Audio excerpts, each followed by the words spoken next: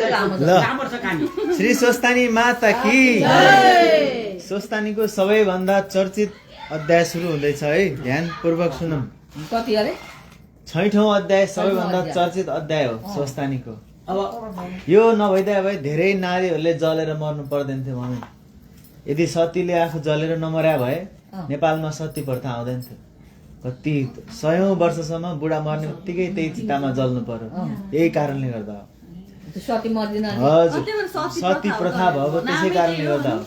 यदि सतीले त्यस्तो गरेकी थिएनन् भने नेपालमा धेरै महिला बाँच्थे। अनि अहिलेसम्म त मर्थे, तर त्यति बेला जलेर मर्नु पर्दैन थियो।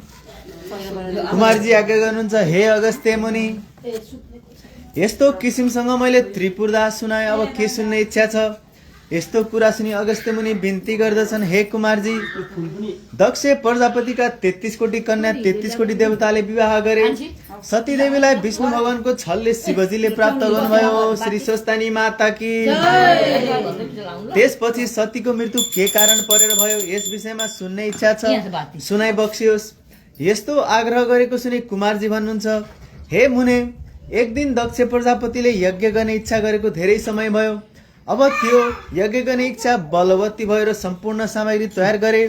अनि महादेव र सतीदेवी बाहेक अरू छोरी ज्वाइँ र ब्रह्मा विष्णु आदि समस्त देवता, यक्ष गन्धर्व किन्नर नाग दैत्य अप्सरा 10 दिक्पाललाई निमन्त्रणा गर्न पठाउ भने आफ्ना स्वामीको आज्ञा पाई बिरणीले सम्पूर्ण सामग्री तयार पारी महादेव र सतीदेव बाहेक सबै छोरी ज्वाइँ ब्रह्मा विष्णु यक्ष गन्धर्व किन्नर दैत्य नाग अप्सरा 10 दिक्पालहरूलाई निमन्त्रण पठाए। श्री स्वस्थानी माता की। हल्ला नगर्ने श्रद्धालुहरू की। दक्षका सबै छोरी ज्वाइँहरू नाना वस्त्र अलङ्कार पहिरी यज्ञमा होम्न अनेक मणिमाणिक्य फलफुल र वस्त्रादि यज्ञमा होम गर्ने सामग्री लिएर दक्ष प्रजापतिको यज्ञ हेर्न भनी आए। दक्षले पनि सबै आएका व्यक्तित्वहरूलाई यथायोग्य सेवा सत्कार गरेर राखे। सुदिनमा यज्ञ आरम्भ भयो। त्यो अश्वमेध कस्तो भने नन्दी भृङ्गी चतुष्षष्ठी योगिनी भूत प्रेत पिचास प्रथम गण सहित भई श्री महादेव बस्दा जस्तो शोभा हुन्छ, त्यस्तै 33 कोटी छोरी ज्वाइँ र ब्रह्मा विष्णु आदि देवता ऋषि यक्ष गन्धर्व किन्नर दैत्य नाग अप्सराहरू नाना वस्त्र अलङ्कार पहिरी उभन्दा उराम्री भई नाचगान गरी मङ्गलको निमित्त सुवर्णमय कलश सहित अश्वमेध गर्दा शोभामायन देखियो। त्यसरी अश्वमेध चलिरहेको बखतमा नारद मुनि को आए को आएनन् भनी आसनबाट उठेर चारैतिर हेर्न लाग्नुभयो। दक्षका 33 कोटी कन्या ब्रह्मा विष्णु प्रवृत्ति सफल देवता ऋषि यक्ष गन्धर्व किन्नर नाग अप्सरा आदि सबैलाई देखे, तर महादेव र सतीलाई देखेनन्। महादेव की। बिना महादेवको यो दक्ष प्रजापतिको यज्ञ कसरी पूर्ण होला? के कारण हो? निम्ता पठाउन बिर्सेका हुन् कि अथवा कुनै कारण छ कि भन्ने मनमा तर्क मान्दै तुरुन्त त्यहाँबाट अन्तर्धान भई कैलाश पर्वतमा गए। हल्ला भयो। श्री स्वस्थानी माता की। त्यसै बेला उता महादेवले सतीदेवीलाई, हे प्रिय, आज हामी दुवैजना जुवा खेलौँ भनी भन्नुभयो। सतीले हस् भनी पासा ल्याइन् र दुवैजना प्रेम साथ जुवा खेल्न लागे। खेलमा सतीदेवीले जितिन् र स्वामीलाई गिज्याउन लागिन्। अनि शिवजी झोकिएर झोली थापे, त्यो पनि जितिन्। अनि नागरूपी गहना थापे, त्यो पनि सतीले जितिन्। त्यसै बेला दक्षको निम्ता पाएर देवता दानव यक्ष किन्नरहरू विमानमा बसेर गइरहेका थिए। तिनीहरूलाई देखेर सतीले स्वामीसित ती विमानमा बसेर जाने को हुन्, आज्ञा होस् भनेर सोधिन्। र महादेवले भन्नुभयो, तिमीलाई के को धन्दा पर्यो, आफ्नो काम गर भन्दा सतीदेवी चिन्तित भएर माथितिर नै हेरिरहन्। अनि शिवले हाँसेर मुकुट थाप्नुभयो, त्यो पनि जितिन्। त्यसरी निकैपल्ट हारेकाले शिवजी केही पनि नभनी हाँसिरहनु भयो। अनि सतीदेवीले बिन्ती गरिन्, हे स्वामी, हजुरका सबै वस्तु मैले जितिसकेँ, अब के थाप्नुहुन्छ? लौ थाप्नुहोस्। अनि शिवजीले, अब म आफ्नो अङ्ग थाप्दछु भन्नुभयो। तब सतीदेवीले हात जोडेर विनम्र स्वरमा बिन्ती गरिन्, हे स्वामी, हजुरको अङ्ग अघि पनि पछि पनि मेरै हो। यदि मैले हारे भने हजुरको अङ्गको साटो कुन कुरा टुक्राउला? यो सम्पूर्ण ब्रह्माण्डमा हजुरको अङ्गको साटो दिने मेरो विचारमा कुनै वस्तु पनि छैन।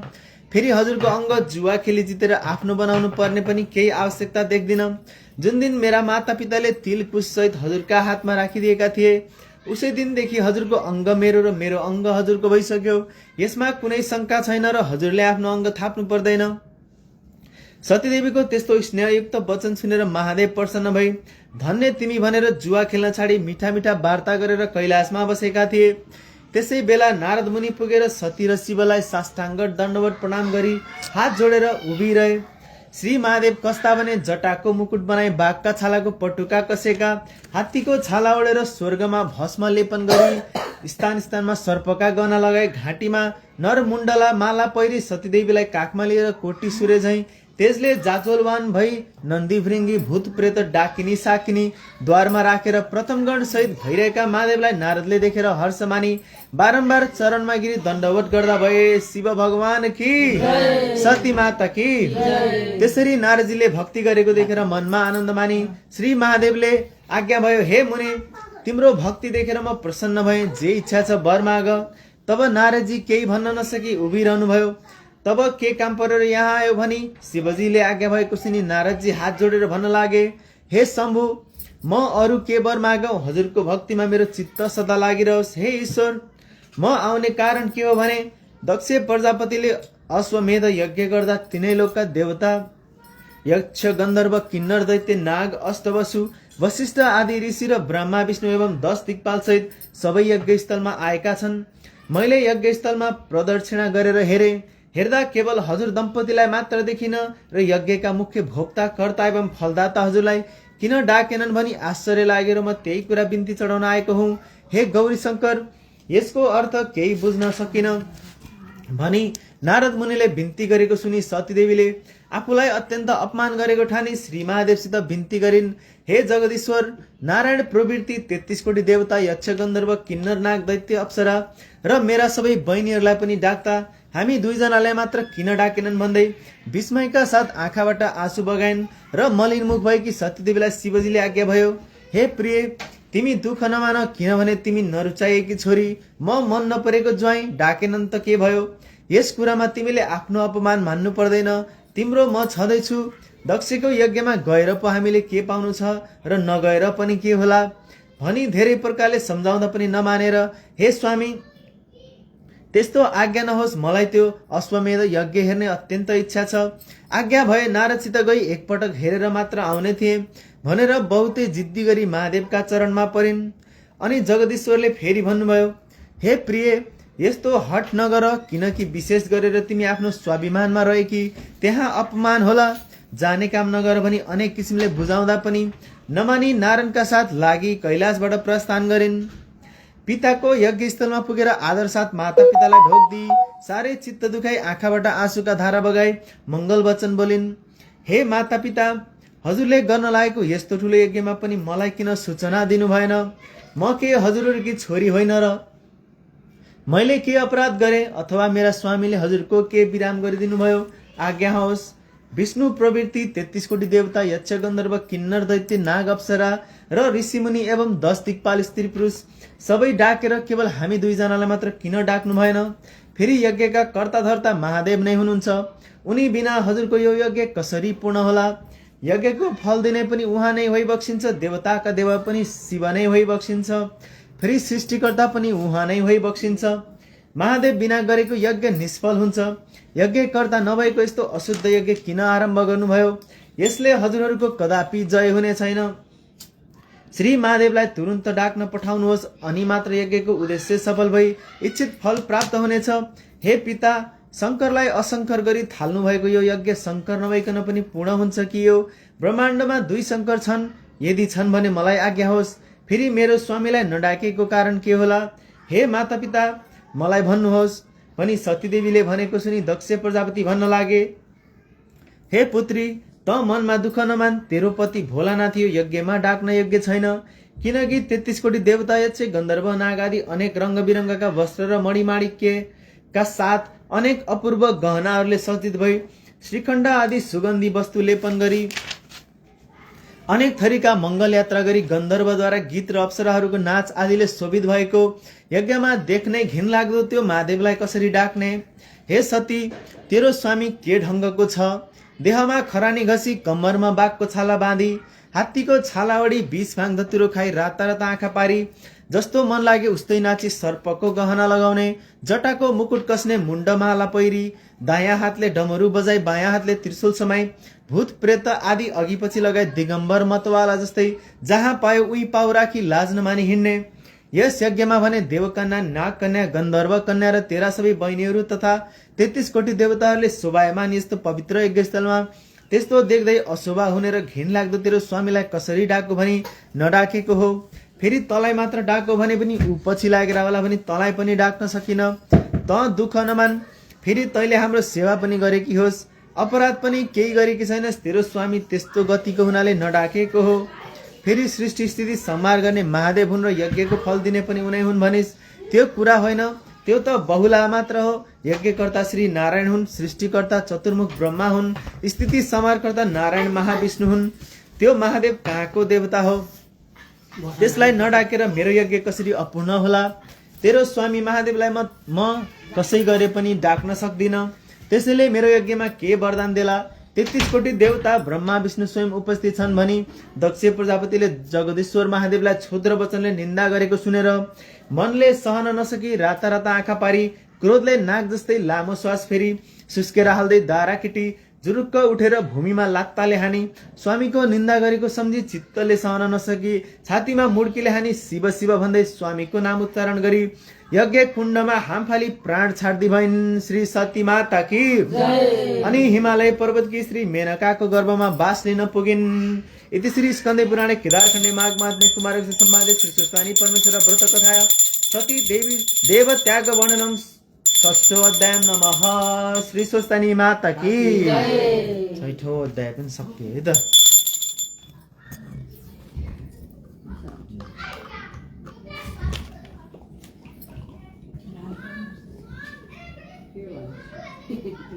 सत्यदेवलाई नजलाएर अग्नि डराइन भन्ने पनि छ। हजुर अग्नि डराउँदैन अरे, सत्यदेवलाई जलाउँदैन। ल अथ सप्तम अध्याय 7औं अध्याय आरम्भ। कुमारजी आज्ञा गर्नुहुन्छ, हे अगस्त्य मुनि, सतीदेवीले त्यसरी प्राण त्यागेको देखेर देवता यक्ष गन्धर्व किन्नर नाग दैत्य र ऋषिमुनि सबैले ओहो साह्रै अनर्थ भयो भन्दै आश्चर्य माने।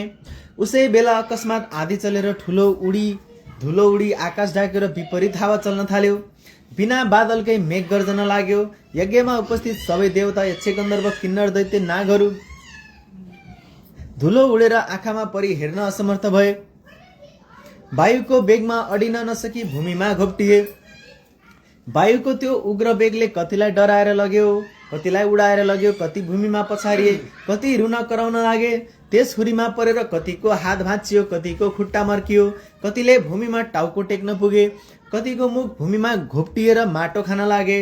उठ्न असमर्थ भएका जति रुन कराउन लागे, कति रक्षा गर मरे बचाओ भन्न लागे। यस्ता प्रकारले यज्ञमा उत्पात भएको केही बेरपछि श्री स्वस्तानी माता की हल्ला नगर्नु है। यस्ता प्रकारले यज्ञमा उत्पात भएको केही बेरपछि हुरीको वेग कम भएर दक्ष प्रजापतिले चिन्ता गरी सबै छोरी ज्वाइँलाई न डराउनु पर्दैन भनी सान्त्वना दिइसकेपछि चित्त व्याकुल गरी अब कसो गरौँ भन्दै गुरु बृहस्पति कहाँ गएर बिन्ती गरे, हे गुरु, अनर्थ भयो, अब कसो गर्ने, असम्भव कुरा प्रत्यक्ष भयो भन्दै भयभीत स्वरमा कराउन लागे। त्यसै बेला नारदजीले सतीदेवीले अग्निकुण्डमा हाम फाली प्राण त्याग गरेको देखि हावाभन्दा पनि बेगले शीघ्र कैलाश पुगी महादेवका चरणमा दण्डवट गरी उभिरहे। कैलाश पर्वत की अनि हे नारद, तिमी के भन्न आएका भन, किन मौन उभिएका छौ। यस्तो शङ्करजीको आज्ञा सुनि हात जोडेर नम्र स्वरमा बिन्ती गरे, हे ईश्वर, हजुरकी प्राण प्रिया सतीदेवी दक्ष प्रजापतिको यज्ञमा हाम फालेर प्राण त्याग्नुभयो। किनभने हे जगदीश्वर, हे करुणानिधे, पापिष्ट दक्षले हजुरलाई अनेक क्षुद्र वचनले हेला गरी निन्दा गरेको त्यो महादेव कहाँको देवता हो, त्यो त बौला हो, त्यसलाई नडाकेर मेरो के हुन सक्दछ। मेरा 33 कोटी छोरी ज्वाइँ र ब्रह्मा विष्णु आदि छँदैछन्, कस्तै भए पनि म त्यसलाई डाक्ने होइन इत्यादि अनेक दुर्वचन बोलेको सुन्दा सहन नसकी क्रोधयुक्त भएर भूमिमा लात्ताले हानी यज्ञको परिक्रमा गरी कसैको पनि मुखतर्फ नहेरी केवल हजुरको नाम शिव शिव भन्दै यज्ञाग्निमा हाम फाली प्राण त्यागिन्। हे प्रभु, हजुरको डरले अग्निले देह दग्ध गर्न सकेका छैनन्, केवल प्राण छाडेर यज्ञ कुण्डमा शयन गरे झैँ सुतिरहनु भएको छ। हे ईश्वर, भनेको सतीदेवीलाई डराउनु पनि सकेनन् अरे आगोले, अग्नि नै डराएर। हे चन्द्रमौले, अनर्थ भयो, अब के गर्ने, यति भनी नारदजी उभिरहे। नारद मुनिका कुरा सुनेर महादेवले आज्ञा भयो, हे मुने, तिमीले भनेको कुरा निश्चय हो कि सत्य हो कि होइन, शिवको वचन सुनि नारदले भने, हे जगदीश्वर, हजुरका सामु मिथ्या बोल्ने साहस अथवा शक्ति ममा छैन। ध्यान दृष्टिले हेर्नु भए सत्य सत्य ज्ञान हुनेछ। नारदजीका त्यस्ता वचन सुनि ध्यान दृष्टिले विचार गरी अत्यन्त क्रोधले तिनै नेत्रबाट अग्निका ज्वाला निकाली दारा केटी पाखुरा निमोड्दै नारदजीको सामुन्ने नै भन्नुभयो, हे मुने, 33 कोटी देवताले रक्षा गरेको पापिष्ट दक्षको विनाश नगरी छाड्ने छैन। अब तिमी आफ्नो आश्रममा जाऊ भनी बिदा दिनुभयो र नारदजी श्री महादेवलाई दण्डवत प्रणाम गरेर आफ्नो धाममा गए। नारदजी गएपछि शिवजीले सतीदेवीलाई सम्झेर रिसले तिनै नेत्रबाट अग्निका जस्तै ज्वाला निकाली शिखाबाट एउटा जटा झिकेर भूमिमा पछारे। त्यसबाट मेघ गर्जे जस्तै चर्को शब्द गरी भयङ्कर चतुष्ठी योगिनी र भूत प्रेत पिचास प्रथम गणले शहीद भएर महाकाली उत्पन्न भइन्। महाकाली कि कस्ती महाकाली भने डरलाग्दो अनुहार भएकी, लामा लामा दारा निस्केकी, आकाश जस्तै पेट भएकी र बाघको छाला कम्मरमा बेरेकी, झाँक्रो फिजेकी, हातमा भयङ्कर खड्ग लिएकी, कहिले हाँस्ने कहिले लामो जिब्रो निकाल्ने यस्ती महाकाली शिवजीको सामान्य उभि के कामले मेरो आराधना गर्नुभयो भने बिन्ती गरिन्। अनि महादेवले अघि चाहिँ अर्को जटा झिकेर भूमिमा पछारे। त्यसबाट पृथ्वी कम्पायमान पार्दै क्रोधित सिंह जसरी गर्जन्छ त्यस्तै ध्वनि निकाल्दै हजार सूर्य जस्तै तेज भएका, सम्पूर्ण शरीरमा खरानी घसेका, मुण्डमाला लगाएका, दायाँ हातमा त्रिशूल लिएका र बायाँ हातमा डमरू बजाउने यस्ता भीषण मूर्ति भएका वीरभद्रले महादेवका अगाडि उभिएर बिन्ती गरे, हे शम्भु, हामीलाई किन आराधना गर्नुभयो? तिनीहरूको यस्तो प्रार्थना सुनेर महादेवले आज्ञा भयो, हे वीरभद्र, हे महाकाली, तिमीहरूलाई पापिष्ट दक्ष प्रजापतिको यज्ञ विध्वंस पारी उसको पनि संहार गरी दक्षका सहायक संरक्षक देवताहरूको पनि संहार गरेर आओ भनी डाकेको हुँ।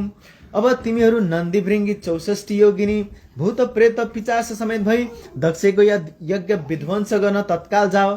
श्री महादेवको यस्तो आज्ञा सुनि नन्दी भृङ्गी भूत प्रेत योगिनी र पिचास सहित भई मेघ गर्जे झै सिंहनाद गरी पृथ्वी कम्पित पारी साक्षात यमराज प्राणीको नाश गर्न हिँडे। झै क्रोधित भएर शिवको आज्ञा सिरोपर गरी कैलाश पर्वतबाट हिँडी तिनीहरूको चालामाला देखेर पृथ्वीलाई भार थाम्न कठिन पर्यो र थर कामिन। 7 समुद्र छल्किएछ, समस्त जीव त्राही त्राही भएछ। दक्षको यज्ञमा पनि अनेक किसिमका उत्पात हुन लागेछ। आकाशमा काग र गिद्ध मण्डलाकार गरी उड्दै कराउन थाले। स्यालहरू आँखा र मुखबाट आगोको ज्वाला निकाल्दै कराउन र दगुर्न थाले। रगतको वृष्टि भयो, विपरीत वायु चल्न लाग्यो। यस्तो उत्पात हुन लागेको देखेर यज्ञ मण्डपमा बसेका सबै हाहाकार गर्दै यताउता भाग्न लागे। स्त्री बालक बुढाहरू भाग्न नसकी भूमिमा घोप्टिएर रुन कराउन लागे। कोही अझ के हो हुने हो भनेर डराई त्राही त्राही हुन लागे। ठिकै उसै बेला शिवको आज्ञा पाएर उत्पन्न भएका वीरभद्र र महाकाली नन्दी भृङ्गी आदि शिवका गण मेघ गर्जे जस्तै गर्जिँदै हात्तीका बथानमा सिंह पसे झैँ दक्षका यज्ञमा पुगे र दक्षद्वारा डाकिएका देवता यक्ष गन्धर्व किन्नर नाग दैत्यगणसित परस्पर जुझ्न पुगे। त्यो देखेर दक्षका कन्याहरू देवकन्या नागकन्या ब्राह्मण ऋषिमुनि आदि सबै त्राही त्राही नारायण नारायण भन्दै रोइ कराई 10 दिशातिर भाग्न लागे। केही भागे, केही भाग्न नसकेर त्यही लडे। कसैको हातखुट्टा भाँचियो, कोही टाउको भरले पल्टेर माटो खान लागे। कति मूर्छा परी असहाय जस्तै भई भुइँमा लडिरहे। तर विष्णु प्रवृत्ति देवता यक्ष गन्धर्व किन्नर आदि सबैले दक्ष प्रजापतिको रक्षा गर्न शस्त्र अस्त्र लिएर वीरभद्र महाकालीमाथि प्रहार गर्न लागे। यसरी परस्पर घमासान संग्राम भयो। इन्द्रादि देवताहरूले कुन कुन अस्त्र प्रहार गरे भने इन्द्रास्त्र, अग्न्यास्त्र, दिव्यास्त्र, वरुणास्त्र, पाशुपतास्त्र, ब्रह्मास्त्र, तोमर, गदा, खड्ग र मुसल, नागपास आदिले वीरभद्र महाकाली र 64 योगिनी भूत प्रेत प्रथम गण र भीष्मज्वर माथि प्रहार गरे। यस्ता तहरले आफूमाथि सशस्त्र प्रहार गरेको देखेर वीरभद्रका गणहरूले पनि कठोर स्वरले गर्जेर दक्षका सैन्यभित्र पसी जति भेटे उतिको टाउको समाति निमोटी हातखुट्टा भाँची मुड्कीले रगत छदाई देवताहरूको संहार गरे। उता महाकालीले प्रत्यक्ष काल जस्तै खड्गली वर्षाकालको प्रचण्ड मेघ गर्जे झैँ गर्जी सिंहनाद गर्दै मृगका फौजमा सिंह पसे झैँ र सुकेका परालमा आगो लागे जस्तै गरी दक्षका सेनाको संहार गरिन्। वीरभद्र समेत नन्दी भृङ्गी 64 योगिनी भूत प्रेत पिचास प्रथम गण समेतले शत्रुतिरका कसैको शिर, कसैको हात, कसैको खुट्टा छुट्याए। कसैलाई निमोठी रगत पिएर नाच्न लागे। कोही हाँस्न थाले, कसैको मासु लुसेर खाए। कसैको कोखामा पाल पारेर रगत पिउन लागे। कोही देवता भागे। यसरी दक्षका सेना र कोटी कोटी देवताको संहार गरे। त्यसरी संहार गरेको देखेर दक्षका सेना र देवताले वीरभद्र र महाकालीमाथि आफ्ना शस्त्र प्रहार गरे, तर ती सम्पूर्ण शस्त्र महाकालीको शरीरमा छुनासाथ आफै भस्म भएर जान्थे। फेरि शिवगण र महाकालीले दक्षका सैन्य र देवगण यज्ञमा आएका धेरै वीरहरू मारिदिए। विषम ज्वरले पनि सबैका शरीरमा प्रवेश गरी अचेत पारिदिए। अनि वैकुण्ठका स्वामी श्री विष्णुले सम्पूर्ण देवता, यक्ष, गन्धर्व, किन्नर, दैत्य, नाग सहित दक्षका सबै सेना अचेत भएका देखेर आफ्नो देहबाट शीत ज्वर उत्पन्न गरेर सबैलाई सचेत गराए। फेरि अनेक शस्त्र अस्त्र लिएर बत्तीमा पुतली गए झैं वीरभद्र महाकालीमाथि जाइ लागे। वीरभद्रले पनि त्रिशूली सिंहनाद गर्दै सुकेको खरमा आगो लगाए झैं एक क्षणमै दक्षका अनेक सेनाहरू काटी मारिदिए। तिनमा कसैको शिर छैन, कसैको हात छैन, कसैको खुट्टा छैन। यस्तो स्थिति देखेर कोही रक्षा गर भन्दै भाग्न पनि नसकी भूमिमा लडिरहे। यसरी सबै देवताहरूको संहार गरी अन्य दैत्य दानवलाई समाति अग्निकुण्डमा होमी वीरभद्रले त्यसरी दक्षका सेना, देवता, यक्ष, गन्धर्व, दानव, किन्नरहरूको नाश पारी यज्ञ समेत ध्वस्त पारिदिएको हेर्न नसकी श्री विष्णुले राता आँखा पारी नागले चाहिँ निश्वास फेर्दै प्रलय कालको अग्नि जस्तै भई बायाँ हातले 5 जने शङ्ख बजाई दाहिने हातले कमौदकी गदा उठाई संसार कालका रुद्र जाइ लागे जस्तै वीरभद्रका सेनामाथि जाइ लागे। विष्णु भगवान की जय। त्यो देखेर देवता, यक्ष, गन्धर्व, किन्नर, नाग आदि सबै दक्ष प्रजापतिका सेनाले धन्य धन्य विष्णु, तिम्रो जय कल्याण होस् भन्दै आफ्ना शस्त्रले विष्णुको सहायतामा लागेर कठोर युद्ध गर्दा भए। त्यस्तो देखेर महाकाली रिसले आगोको ज्वाला झैं भई डरलाग्दो तेज प्रकट गरी खड्गली जाइ लागिन्। त्यो देखि भूत प्रेत पिचास प्रथम गण डाकिनी साकिनी र चतुष्ठी योगिनी सबै युद्ध गर्न लागे। जस्तै ठुलो हावा चलाले मेघ टुक्रा टुक्रा हुन्छ, त्यस्तै दक्षका सेना, देवता, दैत्य, गन्धर्व, किन्नर र नाग आदि 10 दिशामा भागे। तब विष्णुले निर्धक्कसित वीरभद्रको छातीमा कमौदकी गदा प्रहार गरे। त्यो गदा वीरभद्रको छातीमा बज्र नगयो अनि ती मूर्छा परी भूमिमा ढले। फेरि विष्णुले नन्दी, भृंगी, 64 योगिनी, भूत प्रेत पिचास प्रथम गणका उपर शङ्खको चरको शब्दका साथ शस्त्रास्त्र प्रहार गरे। त्यसरी विष्णुको प्रहारले कति लडी भुइँमा पल्टे, कति मूर्छा परे, कति भागे। त्यो देखेर दक्ष प्रजापतिका सेनाले धन्य धन्य विष्णु भनी स्तुति गरी पुष्पवृष्टि पनि गरे। फूल फाले भनेको। तब विष्णुले 5 जने शङ्ख बजाए। मूर्छा भइरहेका वीरभद्र महाकालीका कानमा देवता, यक्ष, गन्धर्व, किन्नर र दक्षका सेनाले सकुल ध्वनि र धन्य धन्य विष्णु भनी स्तुति गरेको शब्द पर्यो र चेतना फर्क्यो। आफ्ना सैन्य कोही भुइँमा ढलेका, कोही भाग्न लागेका र कोही के कसो गरौँ भनी अन्योलमा परेका देखि अत्यन्त क्रोधित भई काल त्रिशूल लि विष्णुलाई लक्ष्य गरी बेगले प्रहार गरे। त्यो त्रिशूल विष्णुका छातीमा लाग्यो। त्यसको कष्ट सहन नसकी 10 द्वारबाट रगतको धारा बगाई विष्णु मूर्छा परी ढल्नुभयो। उनी मूर्छित भएपछि वीरभद्रले प्रलय कालको मेघ झैं गर्जना गरी दक्षका सेनामाथि जाइ लागे। आफ्ना गण समेत मिलेर कोटी कोटी देवताहरूको संहार गरे। वीरभद्र गर्जेको शब्द उनका गणहरू नन्दी, भृंगी, प्रथम गण समेतका कानमा पर्यो र बिउजी उभिएर हेर्दा रणभूमिमा विष्णु मूर्छा परेका र वीरभद्रले दक्ष सैन्य र देवताहरूको संहार गरेको देखेर धन्य धन्य वीरभद्र भनी आफ्ना शस्त्र लिएर दक्षका सैन्यमाथि जाइ लागे। त्यसरी अत्यन्त भयंकर युद्ध भएर कस्तो युद्ध भयो भने, हे अगस्त्य मुनि, महाकाली र वीरभद्रले र उनका सेना समेतहरू मिलेर कसैको टुप्पी समातेर पछाडि खड्गले हानी मारे, कसैलाई मुड्कीले नै मारे, 64 योगिनीले पनि कतिलाई निमोठेर मारे, कसैको काखीमा पाल पारेर रगत पिई मारे, कसैलाई पक्री अग्निकुण्डमा होमिदिए।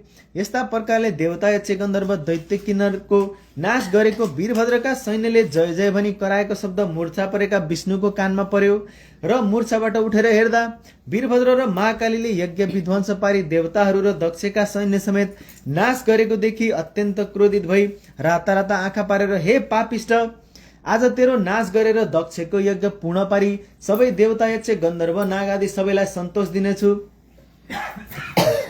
आज एकादश रुद्र तेरो सहायक भएर आए पनि रक्षा गर्न सक्ने छैनन्। सम्पूर्ण दृष्टिको संहार गर्ने यो चक्र देखिस् भने सुदर्शन चक्र देखाए। विष्णुले भनेको त्यस्तो क्षुद्र वचन सुनेर वीरभद्र रिसले चुर्बै भन्दछन्, हे पापिष्ट विष्णु, सम्पूर्ण दृष्टिको नाश गर्ने चक्र भनेर देखाइस्। तेरो पराक्रम माफिस त्यो चक्र मेरा उपर प्रहार गरेर हेर, मुखले भनेर मात्र केही हुन सक्दैन। यस्तो वीरभद्रको वचन सुनि विष्णु रिसाई वीरभद्रलाई ताकेर सुदर्शन चक्र प्रहार गरे। सुदर्शन चक्रधारी भगवान विष्णु की त्यो चक्र अनेक सूर्यको जस्तो तेज र प्रलय कालको गर्जना गर्दै कालरुद्र नाश गर्न गए झैं गयो।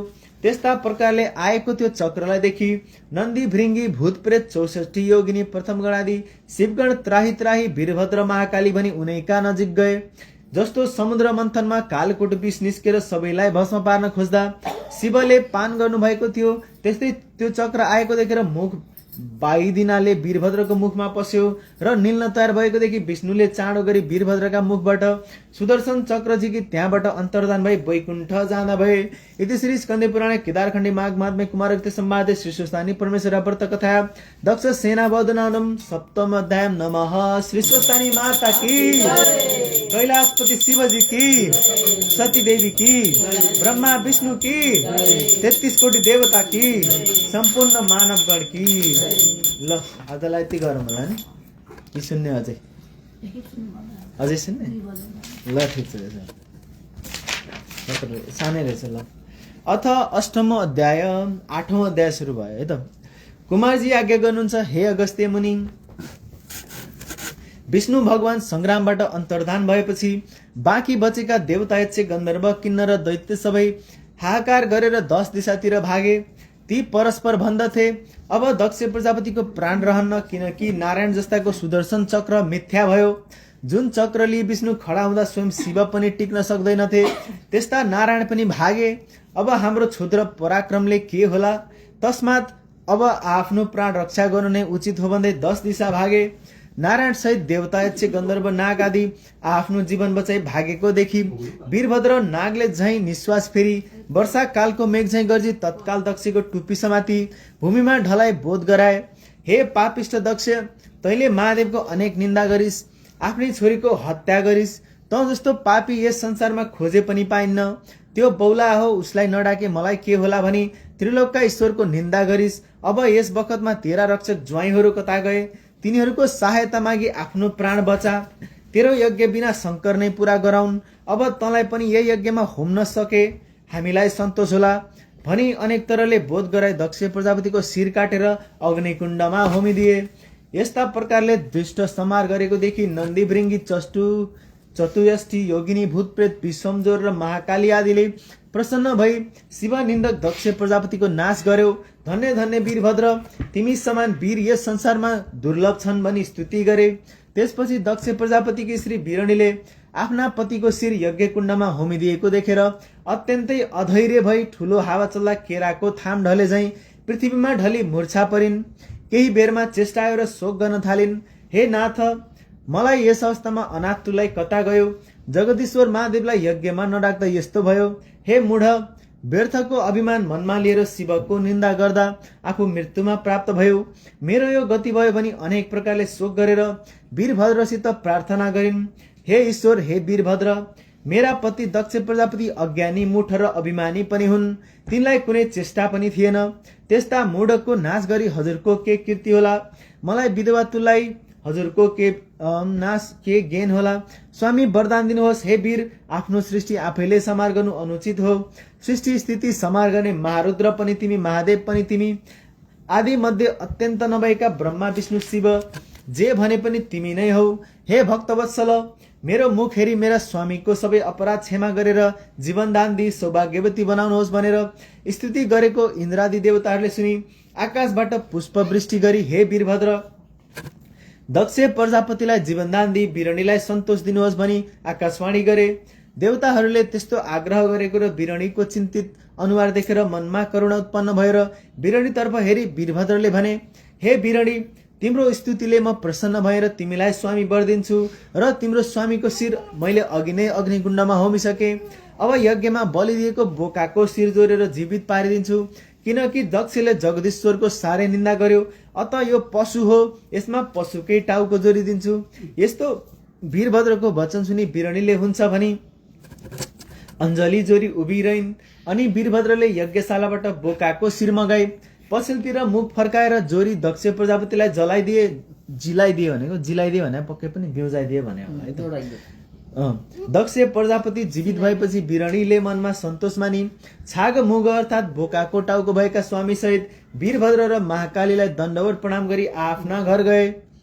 यता वीरभद्र र महाकाली पनि देवता यक्ष गन्धर्व किन्नर आदिको संहार गरी दक्षको यज्ञ विध्वंस पारी नन्दी भृङ्गी चटुष्ठी योगिनी भूत प्रेत प्रथमगण समेत त्यहाँबाट अन्तर्धान भई कैलाशमा पुगी शिवजीलाई दण्डवत प्रणाम गरे। कैलाश पर्वत की कैलाशपति महादेव की। हे ईश्वर, हजुरको आज्ञा अनुसार दक्षको यज्ञ विध्वंस पारी देवता यक्ष गन्धर्व र उसका समस्त रक्षक मारी दक्षको शिर छुट्टाई अग्निकुण्डमा होमिसकेपछि उसकी स्त्री बिरणीले आफ्ना स्वामी मरेको देखि साह्रै दिन भावले विलाप गर्न लागिन्। त्यो देखेर मैले अग्निकुण्डमा बलि दिएको बोकाको शिर ल्याएर पछाडि मुख फर्काई जोरेर दक्ष प्रजापतिलाई जिलाई आए भनी बिन्ती गरे र महादेव प्रसन्न भई हे वीरभद्र, हे महाकाली, तिमी धन्य रहेछौ, म प्रसन्न भए। यति भनी ती दुवैलाई आफ्नो शरीरमा लीन गराए। त्यसपछि महादेवले प्राणप्रिय सतीलाई सम्झी दक्ष प्रजापतिले यज्ञ गरेको स्थानमा पुगेर हेर्दा अग्निकुण्डमा सुतिरहेकी सतीदेवीलाई देखि हे सती, कैलाश शून्य तुल्याई मलाई एक्लै छाडेर कता गयो भन्दै साह्रै नै अधैर्य भई वृक्ष ढले झैं भूमिमा लडी मूर्छा परे। केही बेरमा चेताएर हे प्यारी, अब मैले यस संसारमा बाँच्नु पनि व्यर्थ भयो। मलाई एक क्षण पनि एक्लै नछाडी मेरै मुखियाजी बसेर मैले भनेका कथा पुराणहरू सुनिरहन्थ्यौ। मेरो वचन नमान्दा तिम्रो यो गति भयो, म यस स्थितिमा पुगे भन्दै मुड्कीले छाती टोकी वर्षाकालमा आकाशबाट पानी झरे झैं मोतीका दाना जस्ता आँसुका ढिका खसाली फेरि विलाप गर्न लाग्नुभयो। हे प्रिय, म कतै गएर आउँदा सुनको कमण्डलुली गोडा धोइदिन आउँथ्यौ। हे प्यारी, मेरो खाने वस्तु भनेर बीस भाङ धतुरो मेरो स्वामीले खाने वस्तु भनेर जतन गरी राखिदिन्थ्यो। अब को राखिदेला, तिमी बिना मेरो चित्त कसरी स्थिर रहला। यसरी भन्दै कहिले काखमा लिने, कहिले अङ्कमाल गर्ने, कहिले मोही खाने, कहिले छातीमा हात राख्ने, कहिले सतीदेवीको हात समाई आफ्नो छातीमा राख्ने, यसरी अनेक प्रकारका शोक गरी सतीदेवीको मृत शरीर पिठ्यूमा बोकी बौला जस्तै भएर पृथ्वी भ्रमण गरी हिँडे। महादेवले पीठमा बोकेकी हुनाले गलित वा दुर्गन्ध केही भएनन्, केवल निदाय जस्ती भएर रहिन्। इति श्री स्कन्दे पुराणे केदारखण्डे माघ माध्मे कुमारगस्ते संवादे शीर्षस्थानी परमेश्वर व्रत कथा महादेव पृथ्वी भ्रमण वर्णनानम अष्टमो अध्यायम नमः। श्री स्वस्थानी माता की, भगवान शिव की, सती माता की। आगो डराएर सतीको शरीरै जल्या छैन। देवहरू अब आगोमा हल्ला भए पनि सौले छैन, मरेकी मात्रै छिन्, तर जल्न आगै डराए सती मातासित। अब बाँकी कथा चाहिँ अर्को सबै एकै दिन सकेर भन्न। प्रतीक्षाको फल मिठो हुन्छ, मम्मी साँझ पढ्नु पर्यो नि। यहाँ हेर्नु मम्मी, सुन्नु है, सबै कथा अहिले सुनायो भने केही श्रोताहरू राम्रो कथा सुन्यो साँझ जान्न पनि झ्याउ लाग्यो भन्छ, हो कि होइन? त्यही भएर अलिकति राम्रो पाठ राखेपछि अब के हुन्छ हो, अब के हुन्छ भनेर भने आउँछन् नि त। त्यही भएर यहीँ बन्द